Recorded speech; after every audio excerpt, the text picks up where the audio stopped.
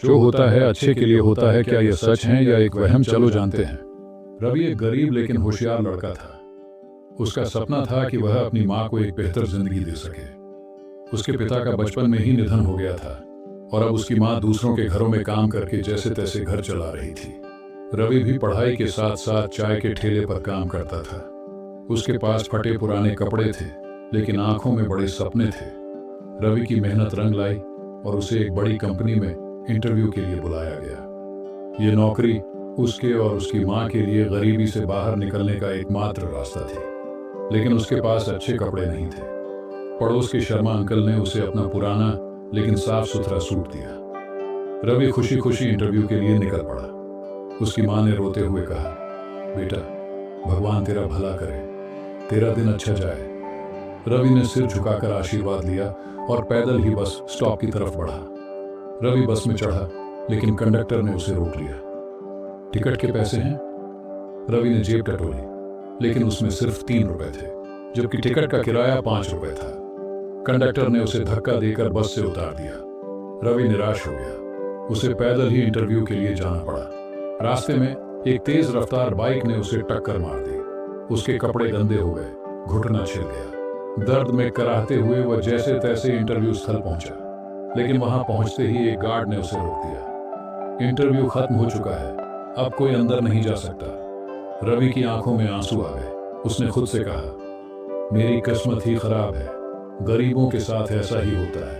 रवि भारी कदमों से घर लौट रहा था कि रास्ते में उसने देखा टीवी की दुकानों में ब्रेकिंग न्यूज चल रही थी। बड़ी कंपनी में भीषण आग, इंटरव्यू के दौरान कई लोग घायल। रवि यह सुनकर कांप गया। जिस कंपनी में वह इंटरव्यू देने जा रहा था वहां आग लग चुकी थी। अगर वह सही समय पर पहुंच जाता तो वह भी उस हादसे का शिकार हो सकता था।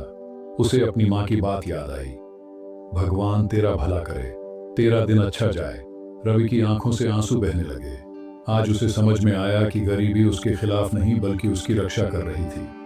कुछ दिनों बाद वही बाइक सवार जिसने रवि को टक्कर मारी थी उसके ठेले पर चाय पीने आया। वह बहुत अमीर आदमी था। उसने रवि को पहचान लिया और माफी मांगी। बातों बातों में उसने रवि से उसकी जिंदगी के बारे में पूछा।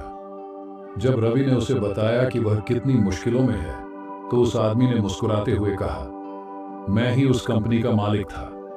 मैंने आग लगने के बाद कंपनी बंद कर दी है और अब एक नई कंपनी शुरू कर रहा हूं। मुझे एक ईमानदार और मेहनती इंसान की जरूरत है।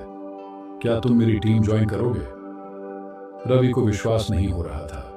जो मौके को खोने का उसे अफसोस था, उसी ने उसे एक और बड़ा मौका दे दिया। रवि की आंखों में विश्वास नहीं हो रहा था। जिस आदमी ने उसे सड़क पर गिराया था वही आज उसे एक नया मौका दे रहा था। उसने कांपते हाथों से पूछा, सर, क्या सच में आप मुझे अपनी कंपनी में नौकरी देंगे? वह आदमी मुस्कुराया, हाँ रवि, क्योंकि मेहनती लोग कभी हारते नहीं, बस उनका वक्त थोड़ा लेट आता है। रवि की आंखों से खुशी के आंसू बह निकले। उसकी सारी तकलीफें अब उसे नई सीख दे रही थी। 1 साल बाद रवि अब उसी ऑफिस में सूट बूट पहनकर बैठा था।